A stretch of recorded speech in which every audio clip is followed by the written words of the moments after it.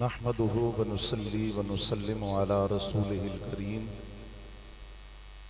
أما بعد فأعوذ بالله من الشيطان الرجيم بسم الله الرحمن الرحيم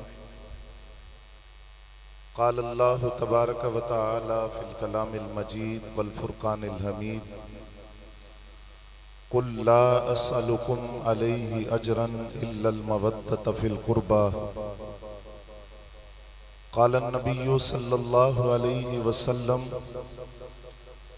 الحسن والحسين هما ريحانتايا من الدنيا صدق الله مولانا العظيم وصدق رسوله النبي الكريم ونحن على ذلك لمن الشاهدين والشاكرين والحمد لله رب العالمين الصلاة والسلام عليك يا رسول الله وعلى آلك وأصحابك يا حبيب الله الصلاة والسلام عليك يا رسول الله وعلى آلك وأصحابك يا حبيب الله الصلاة والسلام عليك يا رسول الله وعلى آلك وأصحابك يا حبيب الله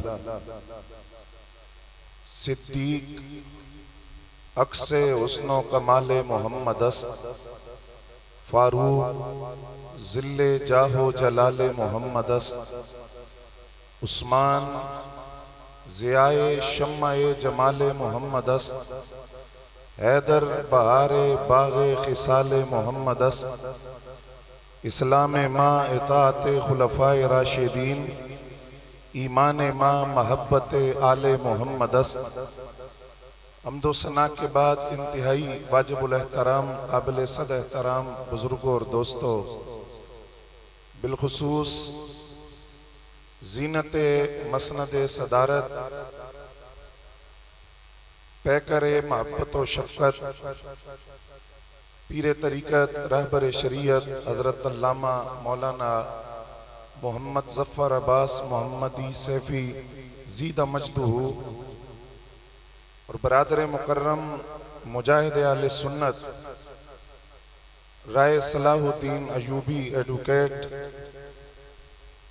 دیگر علماء ذی وقار سامعین ذی وقار مشائخ اعظام علماء کرام سب سے پہلے تو میں قبلہ پیر صاحب کی اس سوچ اور فکر کو سلام پیش کرتا ہوں کہ انہوں نے آج 10 محرم الحرام کو یوم شہادت امام علی مقام کے موقع پر ایک شہزادے کے ساتھ دوسرے شہزادے کے ذکر کا بھی اہتمام کیا نواس رسول جگر گوش بطول راکب دوش مصطفیٰ دل بند علی المرتضی حضرت امام حسن مجتبی رضی اللہ تعالی عنہ آپ کی ذات گرامی قدر اور آپ کی شخصیت قرآن مجید نے عظمت اور کمال کے جتنے معیارات بیان کیے ہیں عظمت اور کمال کے ہر معیار پر امام حسن کی شخصیت پوری اترتی ہے مادیت پرستوں کے نزدیک اور دنیا داروں کے نزدیک کامیاب انسان وہ ہوتا ہے جس کے پاس مال ہو جس کے پاس شہرت ہو جس کے پاس قوت ہو جس کے پاس حکومت ہو عام طور پر ان 4 چیزوں کو کامیابی کا معیار قرار دیا جاتا ہے لیکن قرآن نے زمانے کی قسم اٹھا کر کہا تمام انسان خسارے میں ہے صرف وہ جن کے پاس ایمان ہے عمل صالح ہے حق کی للکار ہے صبر کی وصیت ہے قرآن نے جو کامیابی کا معیار دیا اس کامیابی کے معیارات کی روشنی میں امام حسن مجتبی رضی اللہ تعالیٰ عنہ کی شخصیت کو دیکھیے کامیابی کا ہر وہ معیار امام حسن رضی اللہ تعالیٰ عنہ کی شخصیت میں نظر آتا ہے ایک طرف ان کی والدہ ہیں جن کے بارے میں حضور صلی اللہ علیہ وسلم نے ارشاد فرمایا کہ وہ جنتی عورتوں کی سردار ہیں، اور دوسری طرف امام حسن مجتبی اور امام علی مقام ہے جن کے بارے میں فرمایا کہ الحسن والحسین سیدہ شباب اہل الجنہ، کہ حسن اور حسین دونوں جنتی جوانوں کے سردار ہیں۔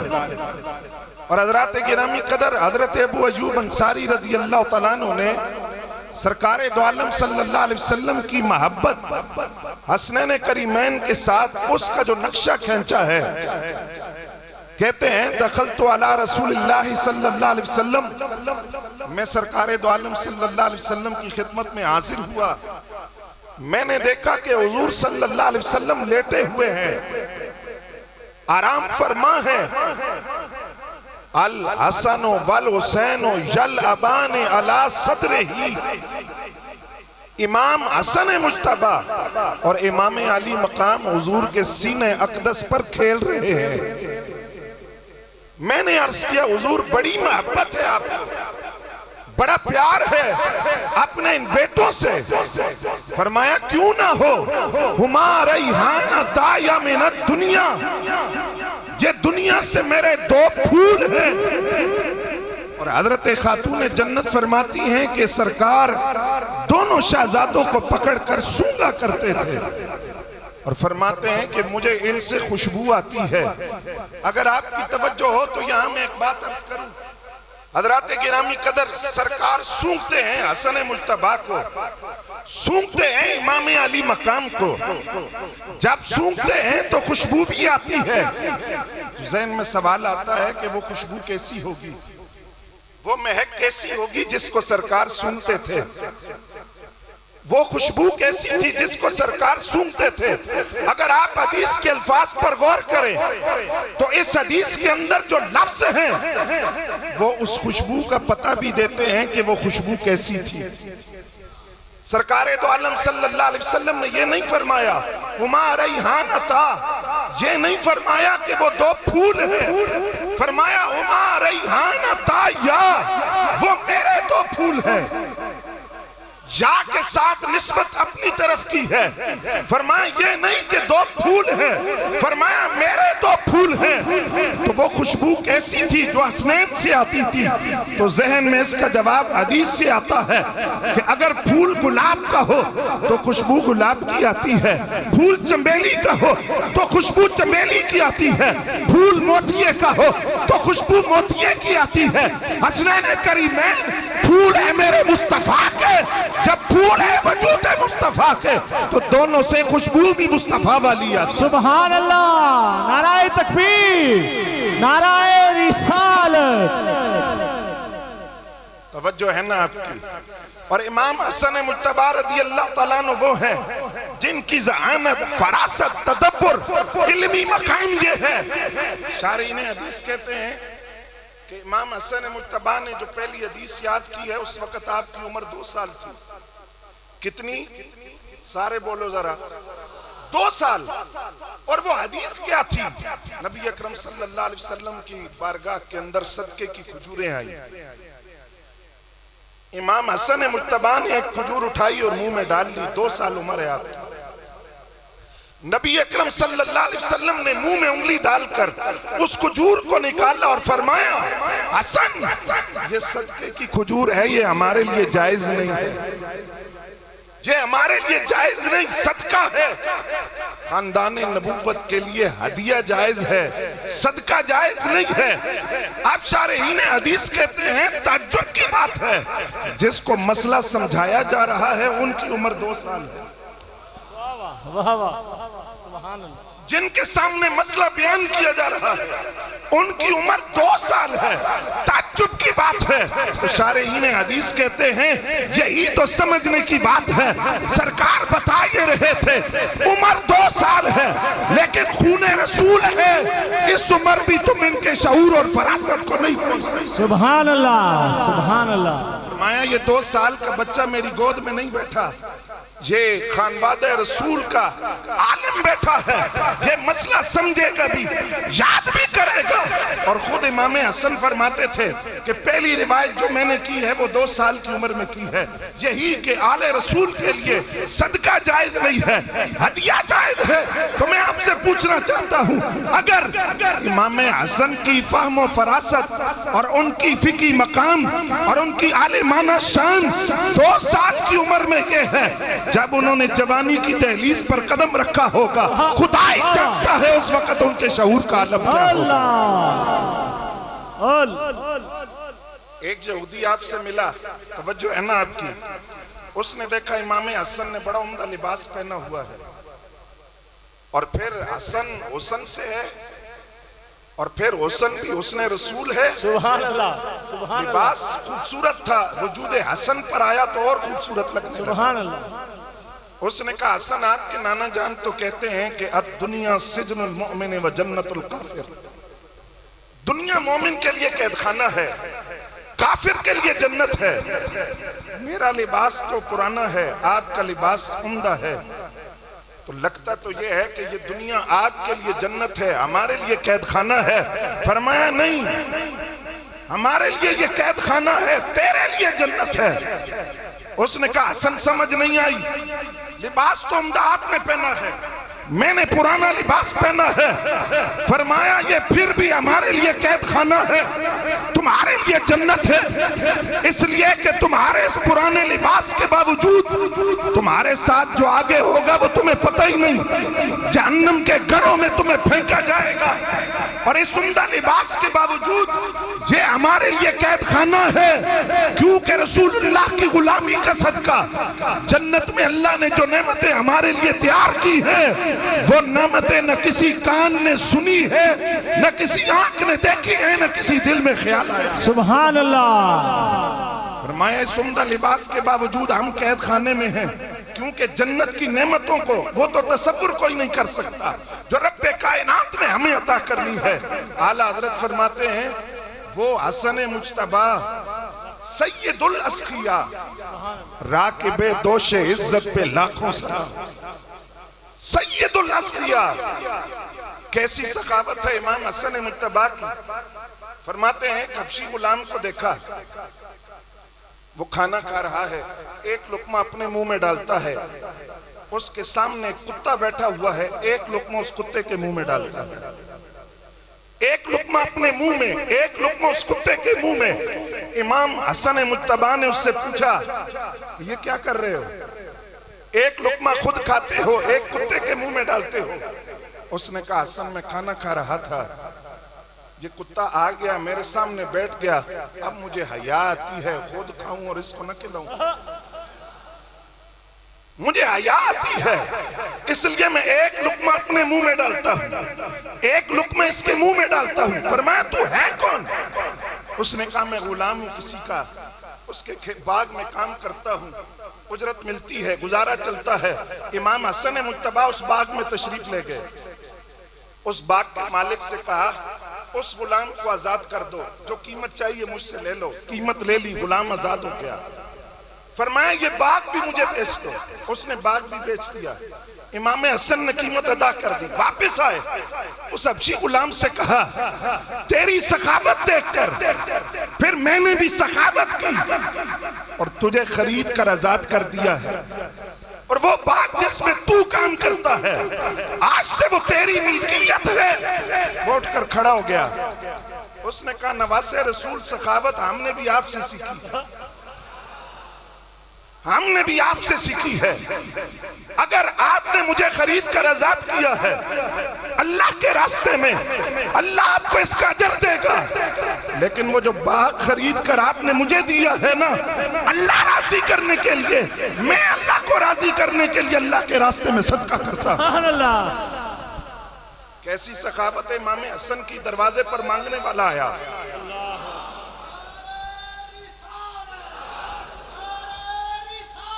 یا رسول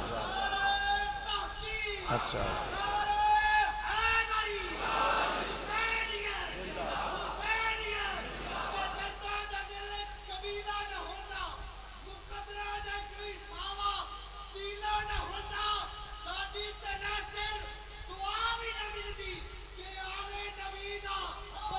سبحان اللہ.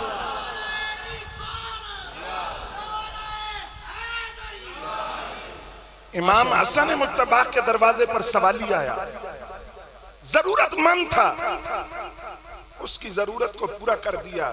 ضرورت پورا کرنے کے بعد 3 باتیں اس کو کہیں. فرمایا پہلی بات مجھے معاف کر دینا. کہا نواسے رسول آپ نے میری مدد کی اور معافی بھی مجھ سے مانگ رہے ہیں. فرمایا معافی اس بات کی تجھے حسن کے دروازے پر آ کر کھڑا ہونا پڑا اور انتظار کرنا پڑا، اس لیے میں تجھ سے معافی مانگتا ہوں. فرمایا دوسری بات بھول جانا کہ تو میرے دروازے پہ آیا، بھول جا اس بات کو کہ تو میرے دروازے پر آیا تھا اور میرا تجھ سے وعدہ ہے میں بھول جاؤں گا کہ میں نے تجھے کچھ دیا تھا. لوگوں نے کہا حسن آپ تو لوگوں سے قرض لے کر بھی سوالیوں کی مدد کرتے ہیں، اس کی کیا وجہ ہے؟ فرمایا دیکھو مجھے حیا آتی ہے جس کے در کا میں گدا ہوں. جب اس نے کبھی مجھے دینے سے نہیں روکا تو میں اس کی مخلوق کو دینے سے کیوں روکوں؟ اس لیے میں ان خزانوں کو لٹاتا ہوں. حضرات گرامی قدر، حضرت داتا صاحب نے کشف المعجوز میں لکھا آپ کے دروازے پر آ کر ایک بندہ آپ کو گالی دیتا ہے، پھر حضرت مولا علی کو گالی دیتا ہے، خانواد رسول کے نام لے کر گالیاں دیتا ہے. آپ نے جواب کیا دیا؟ خادم سے کہا اندر جتنے درہم و دینار ہیں لا کر اس کو دو. اور ایک جملہ آپ نے کہا ایوبی صاحب آپ کی نظر، آپ نے فرمایا لگتا ہے تو بھوکا ہے، لگتا ہے تو بھوکا ہے، تیرا پیٹ خالی ہے اس لیے تو گالیاں دے رہا ہے. غلام سے کہا جو کچھ ہے لا کر اس کو دو، اس کو دے دیا. فرمایا میں تجھ سے معذرت کرتا ہوں، اس سے زیادہ کچھ اور ہوتا تو وہ بھی دے دیتا. سبحان اللہ. اب جب وہ اٹھانے لگا تو اٹھا نہ سکا، اس نے مزدور کو بلایا، اس سے کہا یہ اٹھاؤ. امام حسن مجتبی نے غلام سے کہا اس مزدور کی مزدوری بھی دو، مزدور کی مزدوری بھی دو. اب میں آپ سے ایک سوال کرنا چاہتا ہوں، دل پر ہاتھ رکھ کر ذرا بتانا. اس روایت کو حضرت داتا صاحب نے کشف المعجوز میں لکھا ہے، بندے نے گالیاں دی، امام حسن نے عطا کیا، نوازا. تو سوال یہ کرنا چاہتا ہوں اگر نواسہ رسول امام حسن گالیاں دینے والوں کو اتنا نوازتے ہیں تو خدا جانتا ہے محبت کرنے والوں. اللہ سبحان اللہ. نعرہ تکبیر، نعرہ رسالت، نعرہ تحقیق، نعرہ حیدری، نعرہ غوثیہ. وہ حسن مجتبی سید الاسقیاء.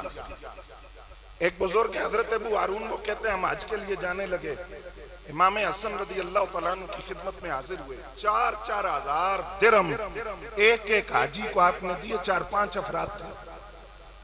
کہا یہ لیتے جاؤ، حج کے لیے جا رہے ہو لیتے جاؤ.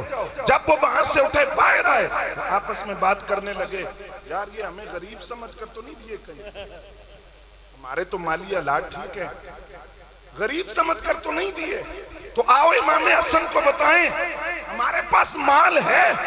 امام حسن مجتبی کے پاس آئے، عرض کیا یہ آپ نے جو 4-4 ہزار درہم دینار ہمیں دیے ہیں ہمارے پاس مال ہے، مالی حالات ٹھیک ہے. فرمایا مجھے پتا ہے، مجھے پتا ہے، میں نے تمہاری مالی مدد نہیں کی، میں نے تو تمہیں بطور تحفہ دیے ہیں اور یہ اس لیے دیے ہیں حج کرنے جا رہے ہو.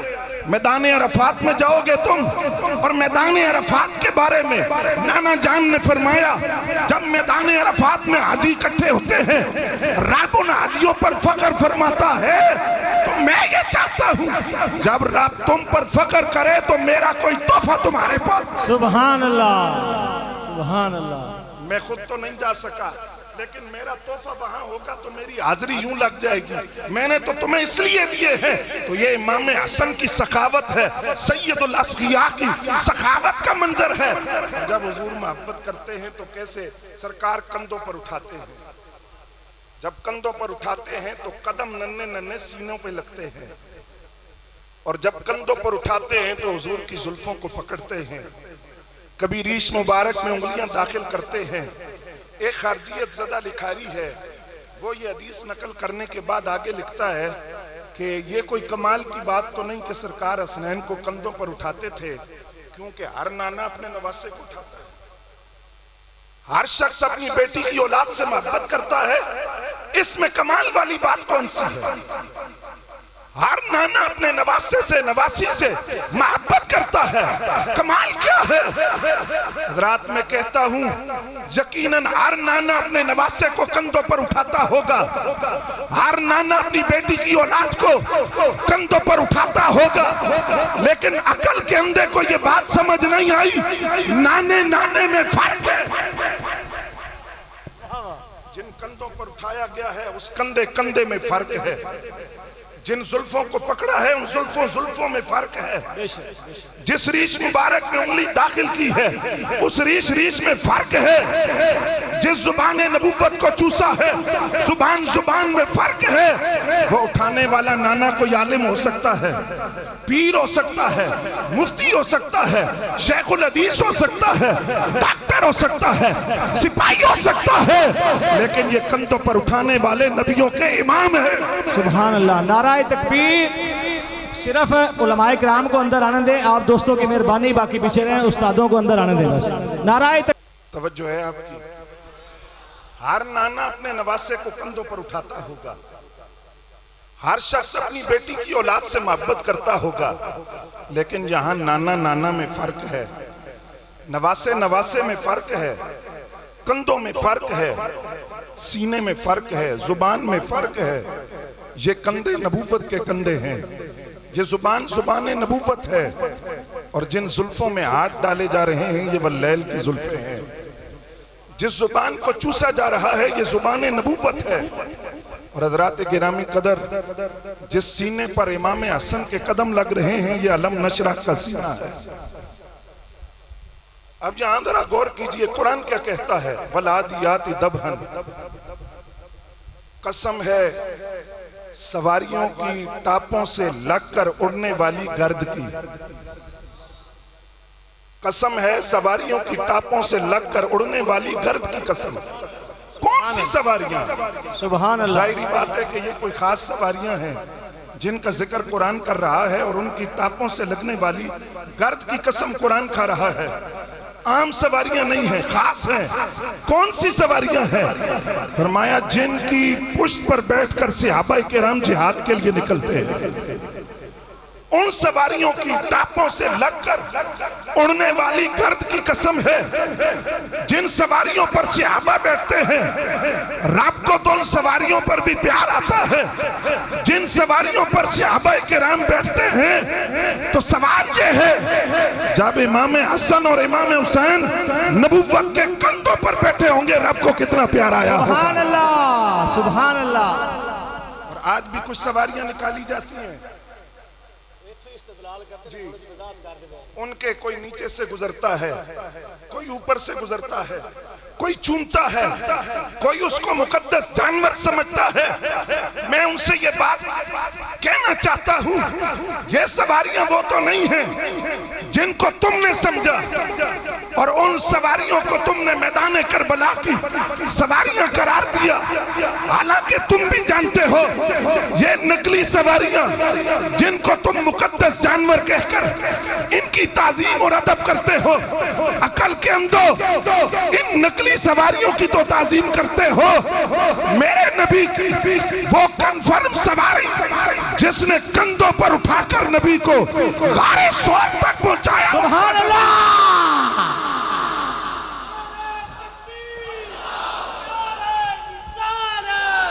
نعرہ تحقیق، نعرہ حیدری، علماء اہل سنت۔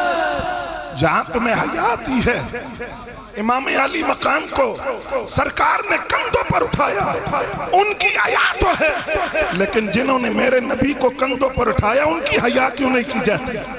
حضرات گرامی قدر، آج انہوں نے یہ جو آج بھونکتے ہیں صحابہ کو، ان کتوں کو لگام ڈالنی چاہیے یا نہیں؟ سارے بولو ذرا، ان کتوں کو لگام ڈالی جائے۔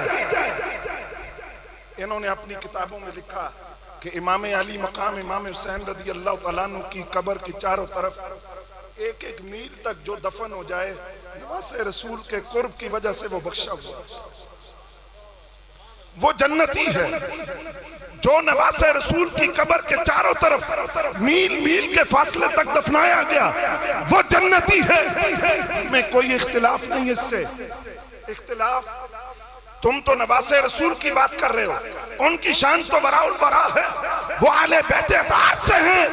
हम कहते हैं जो फरीद के पड़ोस में आ जाए वो भी बख्शा, जो दाता अली अजमेरी के पड़ोस में आ जाए वो भी बख्शा हुआ, जो बाबा बुल्ले शाह के पड़ोस में आ जाए वो भी बख्शा हुआ, जो मेरे अली के पड़ोस में आ जाए वो भी बख्शा हुआ, मुजद्दिद अल-फैज़ानी के पड़ोस में आ जाए बख्शा हुआ, ख्वाजा गरीब नवाज के पड़ोस में आ जाए बख्शा हुआ। तुम्हारी इस बात को मानते हैं कि नवासे रसूल की कब्र के चारों तरफ मील मील तक जो दफन हो गया वो बख्शा हुआ, लेकिन तुमसे पूछना चाहते हैं नवासे की कब्र में पड़ोस में आ जाए तो वो जन्नती है, तो जिसको नाना ने सदियों से पहलू में सुलाया है उनके नाराए तकबीर, दोनों हाथ बुलंद करके नाराए रिसालत, बार वाले भी नाराए तहकीक, सारा मजमा मिलकर बोलो नाराए हैदरी। हज़रात गिरामी कदर, रसूलुल्लाह सल्लल्लाहु अलैहि वसल्लम ने फरमाया इंसान वहीं दफन होता है जहां से उसका खमीर लिया जाता है। ध्यान से इंसान वहीं दफन होता है जहां से खमीर लिया जाता है। तो खमीर तो रब के हुक्म के मुताबिक लिया जाता है। जो रब ने हुक्म दिया उसके मुताबिक इंसान की पैदाइश के लिए वहां से खमीर लिया गया, वहीं वो दफन भी होता है। तो आप तवज्जो मेरी तरफ रखें तो मैं आपसे सवाल करूं, आज सिद्दीक़ अकबर कहां है? सुभान अल्लाह, सुभान अल्लाह। आज सैयदना फारूक आज़म रज़ियल्लाहु तआला अन्हु कहां हैं? हुजूर के पड़ोस में हैं, और उनको हुजूर का कुर्ब और पड़ोस किसी ने खुद नहीं, खुद खुदा ने अता किया है, और इन तीनों का हमीर उसी मकाम से लिया गया। मुझे एक बात बड़ी पसंद आई, उसने कहा इनकी बकवास वहां नहीं पहुंचती, हमारे कलेजे छलनी होते हैं, हमें दुख होता है, लेकिन मुल्क की अमन की खातिर हम अपनी हद के अंदर रहते हैं, लेकिन वान करते हैं कि इन कुत्तों को लगाम दो। लेकिन इनकी बकवास से उनकी जात पर कोई फर्क नहीं पड़ता, इनकी बकवास वहां नहीं पहुंचती, क्योंकि वहां तो 70,000 फरिश्तों का सलाम सुबह आता है, 70,000 फरिश्तों का शाम को आता है। सुभान अल्लाह। तो मैं ये कहता हूं कि अगर हया इस बात का है कि जो नबूवत के कंधों पर बैठे उनका हया करते हो, तो सरकार जिनके कंधों पर बैठे उनके हया का आलम क्या हो? सुभान अल्लाह, सुभान। हज़रात गिरामी कदर, हज़रत अबू हुरैरा रज़ियल्लाहु तआला अन्हु मर्ज़े विसाल में थे, मरवान आया, उसने कहा अबू हुरैरा आपके साथ बड़ा अच्छा वक्त गुजरा है, लेकिन आपकी एक बात मुझे अच्छी नहीं लगती और समझ में नहीं आई। आपने फरमाया क्या? कहने लगा आपकी ये बात मुझे अच्छी नहीं लगती कि आप हसनैन करीमैन से बड़ी मोहब्बत करते हैं। नाराए तकबीर। ये मेहरबानी करें थोड़ा सा रास्ता उलमाए किराम के लिए, मैंने पहले भी अर्ज किया है, रास्ता छोड़ दें। डॉक्टर मुफ्ती मोहम्मद यूनुस रिजवी साहब, हमारे अमीर जमात अहले सुन्नत जनावाला तशरीफ लाए, उनके साहबजादे और बाकी तमाम उलमा, अभी बहुत सारे उलमा रश की वजह से बाहर मुझे नजर आ रहे हैं, उनसे भी गुजारिश है कि अगर आप आ सकते हैं तो आगे तशरीफ ले आए, कुर्सियों का इंतजाम है। नाराए तकबीर, नाराए रिसालत, नाराए तहकीक, नाराए हैदरी। माशाअल्लाह।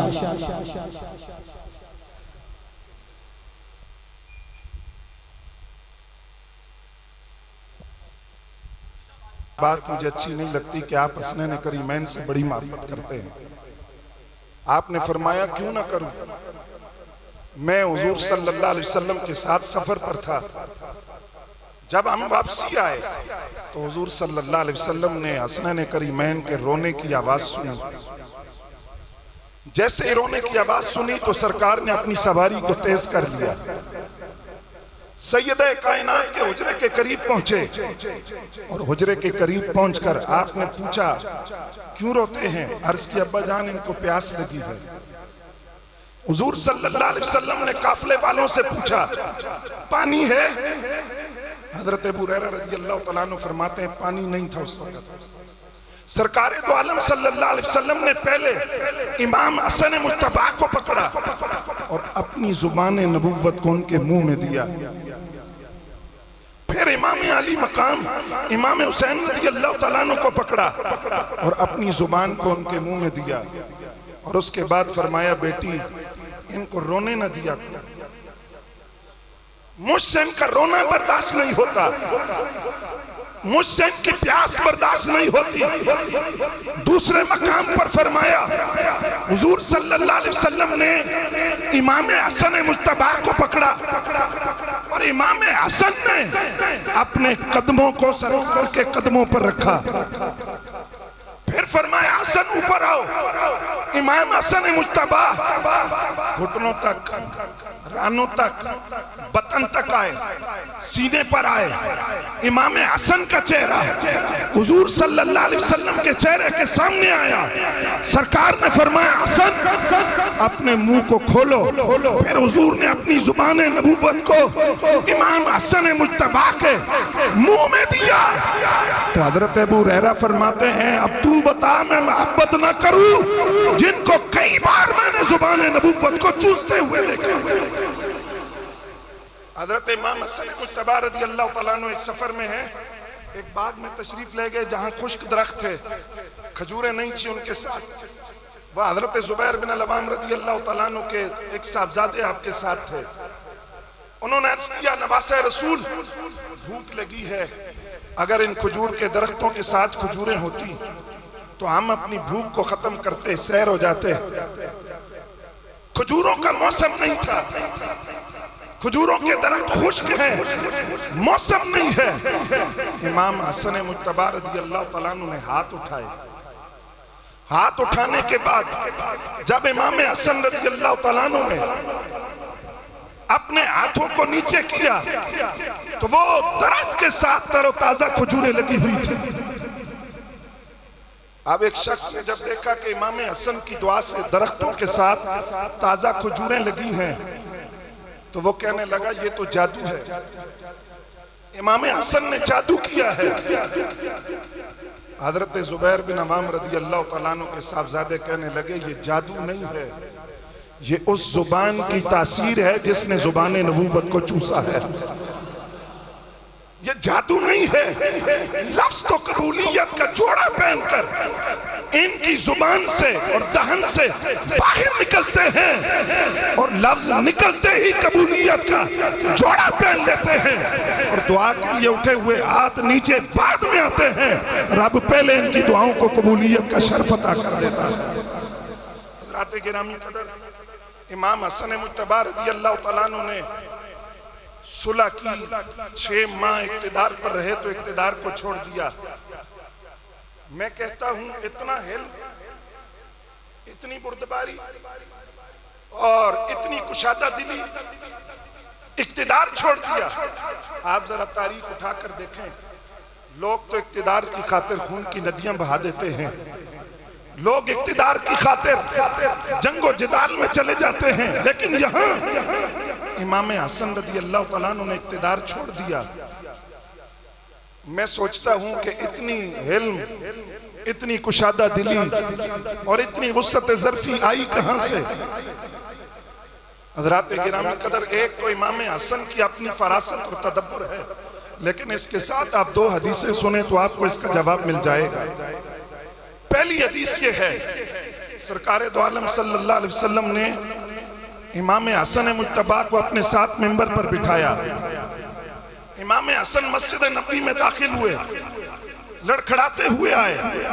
سرکار دو عالم صلی اللہ علیہ وسلم نے ان کو پکڑ کر منبر پر بٹھایا اور صحابہ کرام سے مخاطب ہو کر فرمایا ابنی ھذا سید, میرا یہ بیٹا سردار ہے. لعل اللہ ان یصلح بین فئتین, اللہ رب العزت اس کے ذریعے 2 گروہوں کے درمیان صلح کروائے گا. اور جب امام حسن رضی اللہ تعالیٰ عنہ نے حضرت امیر معاویہ رضی اللہ تعالیٰ عنہ سے صلح کر لی تو لوگوں نے سوال کیا کہ یہ آپ نے کیا کیا ہے, یہ آپ نے کیا کیا؟ آپ نے فرمایا میں نے وہی کیا جس کی پیشگوئی سرکار دو عالم صلی اللہ علیہ وسلم نے فرمائی کہ میرا یہ بیٹا سردار ہے اور میرے اس بیٹے کے ذریعے اللہ رب العزت دو گروہوں کے درمیان صلح کروا دے گا، اس لیے میں نے وہی کیا جس کی پیشگوئی کی گئی۔ دوسری حدیث، حضرت خاتون جنت دونوں شہزادوں کو لے کر سرکار کے پاس آئیں، یا رسول اللہ صلی اللہ علیہ وسلم فورثہما شیئا، ان دونوں شہزادوں کو کچھ عطا کیجئے۔ نبی اکرم صلی اللہ علیہ وسلم نے فرمایا یہ میرا بیٹا حسن، اس کو میں نے اپنی ہیبت کا وارث بنایا، اپنے روب کا وارث بنایا اور اپنی سرداری حسن کو عطا کر دی، اور فرمایا یہ میرا بیٹا حسین، اس کو میں اپنی جرت کا اور سخاوت کا وارث بناتا ہوں۔ حضرات گرامی قدر اگر اس حدیث پر غور کریں تو آپ کو اس بات کا جواب مل جائے گا۔ ایک طرف امام حسن جنہوں نے اقتدار چھوڑ دیا، اتنی بردباری، اتنی کشادہ دلی، تو بات یہ سمجھ آتی ہے وہ حسن بن علی تو تھے لیکن رسول اللہ کی سیادت کے وارث بھی تھے اور حضور کی سرداری کے وارث بھی تھے۔ ان سے اسی فیصلے کی توقع تھی اور اسی حدیث کو ذہن میں رکھ کر میدان کربلا کا وہ منظر بھی دیکھیے جہاں امام علی مقام کے سامنے ان کے جگر کے ٹکڑے کٹ کٹ کے گرتے ہیں۔ 6 ماہ کے لیے اصغر اور جوان حضرت علی اکبر اور بھائی اور بھانجے اور بھتیجے کٹ کٹ کر گرے، لیکن امام علی مقام کی زبان پر کوئی شکوے اور شکایت کا لفظ نہیں ہے۔ اتنا حوصلہ آیا کہاں سے ہے؟ اس کا جواب بھی یہی حدیث ہے، وہ حسین بن علی بھی تھے اور رسول اللہ کی جرت کے وارث بھی تھے۔ اگر وہاں قدم ڈگمگا جاتے، انگلی اٹھتی حضور کی جرت پر، انگلی اٹھتی سرکار دو عالم صلی اللہ علیہ وسلم کی شجاعت پر، وہ سیادت کے وارث ہے، یہ جرت کے وارث ہیں، انہوں نے وہاں وراثت کا حق ادا کر دیا اور امام علی مقام نے میدان کربلا میں وراثت کا حق ادا کر دیا۔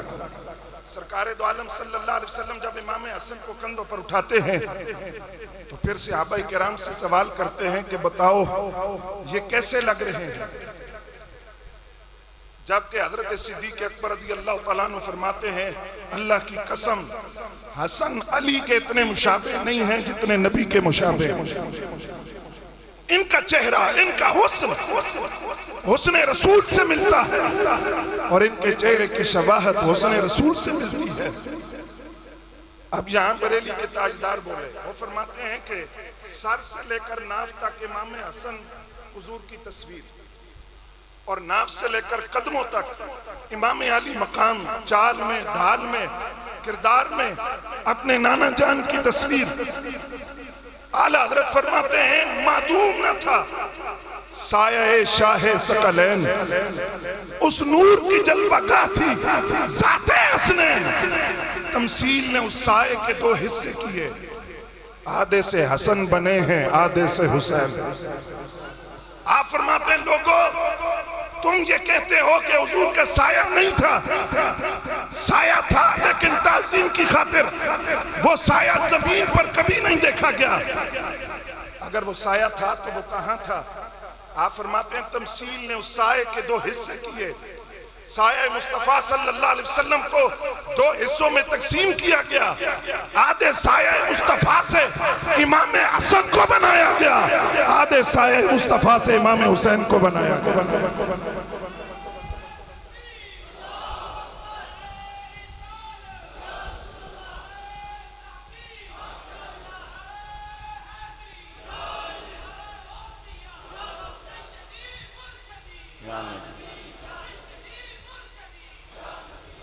حضرت عائشہ صدیقہ طیبہ طاہرہ رضی اللہ تعالیٰ عنہ کے وہ الفاظ آپ نے فرمایا چال میں، ڈھال میں، کردار میں، گفتار میں، اٹھنے میں، بیٹھنے میں اگر حضور کی کوئی شبیہ دیکھنی ہو، تصویر دیکھنی ہو تو وہ خاتون جنت سیدہ کائنات فاطمہ الزہرا رضی اللہ تعالیٰ عنہ۔ جہاں محدثین نے لکھا کہ حضور کی اول شبیہ سیدہ کائنات ہیں اور ان سے آگے پھر حسنین کریمین میں حضور کی وہ شبیہ نظر آتی ہے۔ امام حسن سر سے لے کر ناف تک اور امام علی مقام ناف سے لے کر قدموں تک اپنے نانا کی تصویر نظر آتی ہے۔ سرکار دو عالم صلی اللہ علیہ وسلم نے نماز عصر پڑھائی، نماز عصر پڑھانے کے بعد امام حسن مجتبیٰ کو اپنے دائیں کندھے پر بٹھایا، اور امام علی مقام امام حسین رضی اللہ تعالیٰ عنہ کو دوسرے کندھے پر بٹھایا اور بٹھا کر صحابہ سے پوچھا، فرمایا بتاؤ یہ کون ہے؟ تم بتاؤ یہ کون ہے؟ عرض کیا حضور آج ہم آپ کی زبان سے تعارف سنیں گے، جب آپ تعارف کروائیں گے تو ہماری وساطت سے قیامت تک لوگوں تک پہنچ جائے گا، پھر وہ عظمت آل رسول کو کبھی بھولیں گے نہیں۔ آپ فرمائیں یہ کون ہے؟ سرکار نے صحابہ کرام سے پوچھا، جانتے ہو ان کی اماں کون ہیں؟ ان کے بابا کون ہیں؟ ان کے نانا کون ہیں؟ نانی کون ہیں؟ ان کے چچا کون ہیں؟ ان کی پھپھی کون ہیں؟ ان کی خالائیں کون ہیں؟ ان کے ماموں کون ہیں؟